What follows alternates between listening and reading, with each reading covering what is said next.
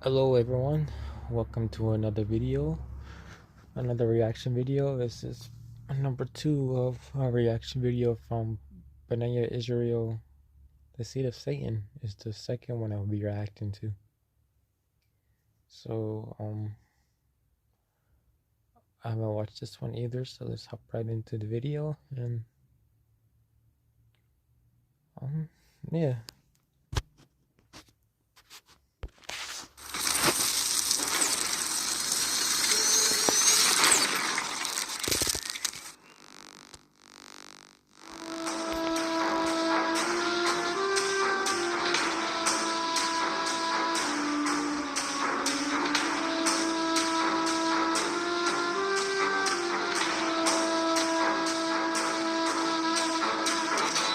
Esau, whose habitat is Mount Seir, a foreboding, arid wasteland etched into the rock of a dark mountain. To journey to the home of Esau, we must first journey down a long, winding, narrow pass called a seek, which twists and turns back and forth like a hungry, venomous viper for almost a mile.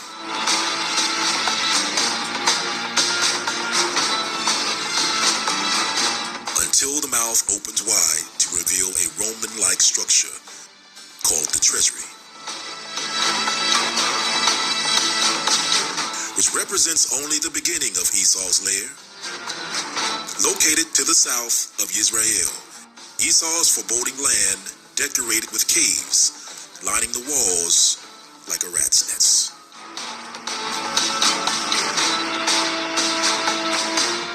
Mount Seir continues on for 7 to 10 miles, with caves and Roman-like structures positioned like exhibits in a museum.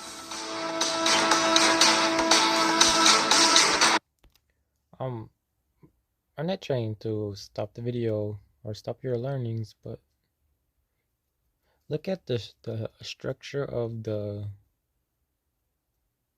carvings on that's inside of the mountain. That kind of looks like the buildings in Washington D.C.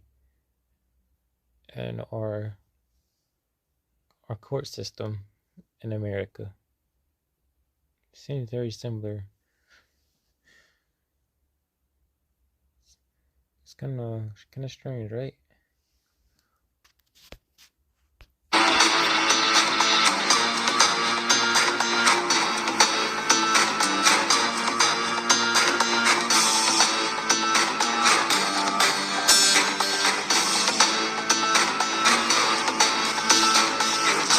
This large cave city of Esau stretches from the long, narrow pass of the Seek to the large cave hotels lining the hills of the valley.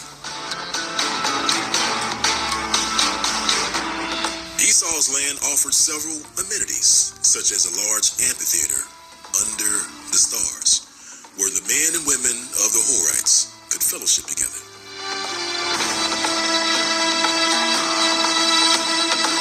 Esau's land also boasted running water, redirected from nearby rivers and streams. It also offered a place of worship to a god called Deshur, or as some historians called him, Zeus. The home of Esau was covered in a pale red rock, which may have been similar to the red-headed descendants of Esau. And today, we can only imagine what the mountains of Mount Seir looked like during the times of old.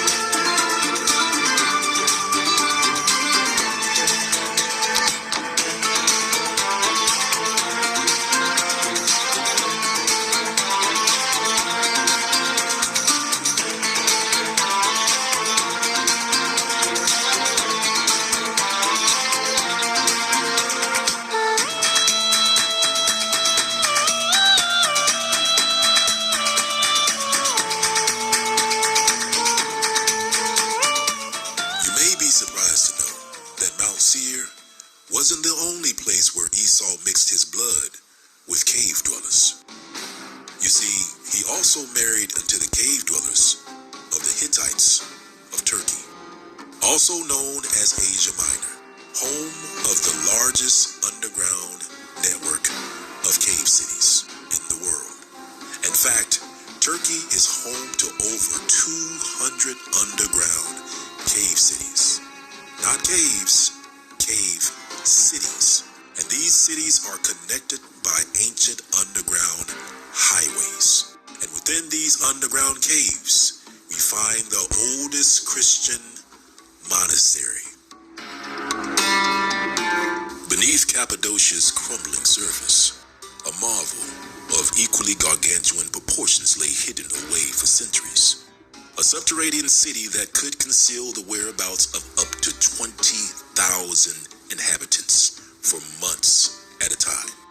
The ancient city of Ilangubu, known today as Durinkuyu, burrows more than 278 feet below the Earth's surface, encompassing 18 levels of tunnels, the largest excavated underground city in the world.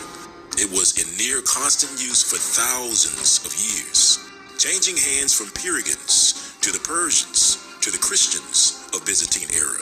It was finally abandoned in the 1920s by the Cappadocian Greeks when they faced defeat during the Greco-Turkish War and fled abruptly en masse to Greece. Not only do its cave-like rooms stretch on for hundreds of miles, but it's thought the more than 200 small separate underground cities that have also been discovered in the region may be connected to these tunnels, creating a massive subterranean network.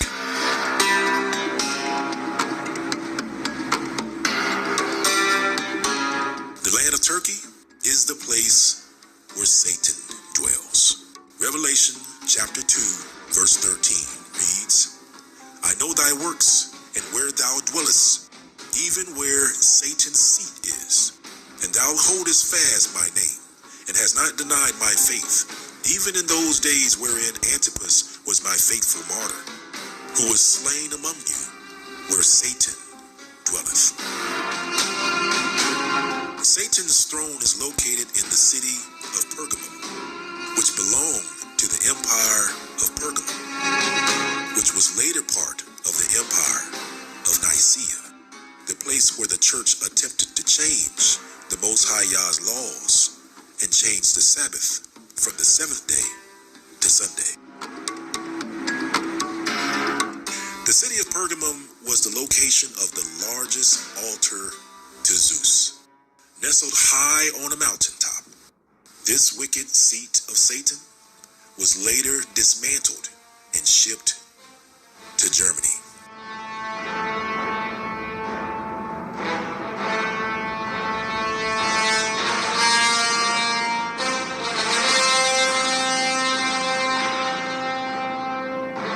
Where it still resides to this very day. That's right, family. The seat of Satan, called so by the Messiah, is in Germany today.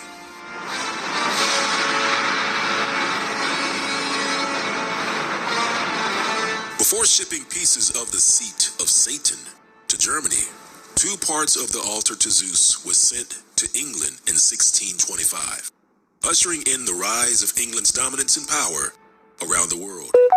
As the following reference reads, in 1625, an agent named William Petty brought parts of the altar to England for an art collector, the Earl of Arundel. The collection was eventually forgotten until decades later, when archaeologists discovered a panel in the wall of a home in Worksop. It proved to be a frieze from the Pergamum altar. A second panel was found in a neo-Gothic ruins in a countryside estate in Oxfordshire.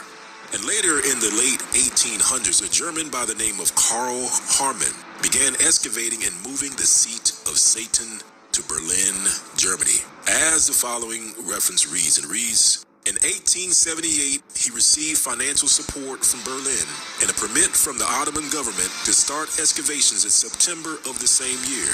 During this initial work, large parts of the artistically extremely valuable frieze of the altar and numerous sculptures were found.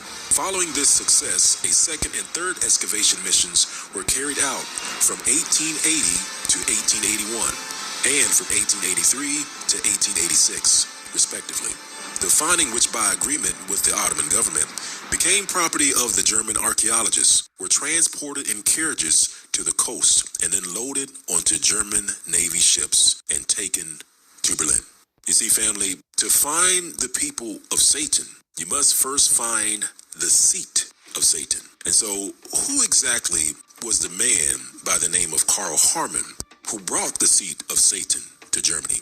Well, to answer this question, let's take a look at the clues found in his name.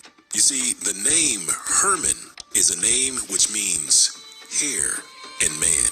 That's hair and man. As the following reference reads, it reads, Herman is a common Germanic name. Given name derived from the Germanic elements hair and man. Herman may also be a variant transliteration of the Hebrew name Harman, meaning mountain man. The given name Herman was introduced to England by the Normans in the form of Armin and was the vernacular form of the Germanic name hairy man. The given name Herman was also common among Ashkenazi Jews who adopted it as a variant of the Hebrew name Harman. And so, family, with the seat of Satan firmly established in Germany, Germany too would rise to power and go on to play a major role in two major wars.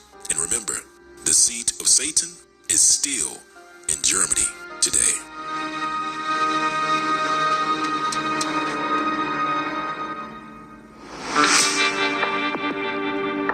And with that, family, remember, the true enemies of Israel have the seat of Satan at home. And according to the scriptures, Esau, the hairy man, has a perpetual hatred for his brother Jacob, who is Israel. And if you're Israel, you better watch out for Esau and not get caught up in make-believe hand signs and hats not found in the scriptures. It is a distraction to take your focus off Esau. And so, family, as always, thank you for those who take the time to watch the videos, and thank you to those who continue to lift me and my family up in your thoughts and prayers, and thank you to those who continue to support this platform. And if you would like to become a $1 Patreon supporter, please click on the link found in the description. And as always, family, thank you, Israel, stay blessed, and shalom.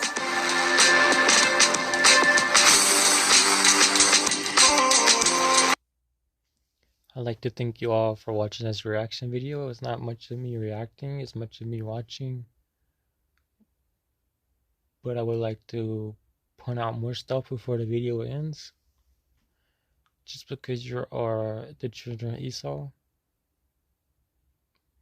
just because you're the children of Israel, doesn't mean that you're more or less of a person, you know. We still all have to get saved. We still all have to fall in line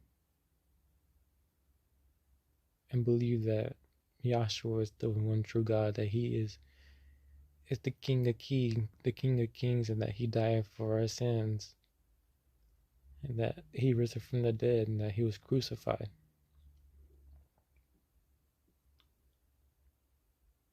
Just because you're the children of Esau doesn't mean you're doomed. You can be white. You can be white and your father can be Esau, but it doesn't mean you're doomed and you're hellbound. You could be hellbound as a choice. That can be your choice. See, the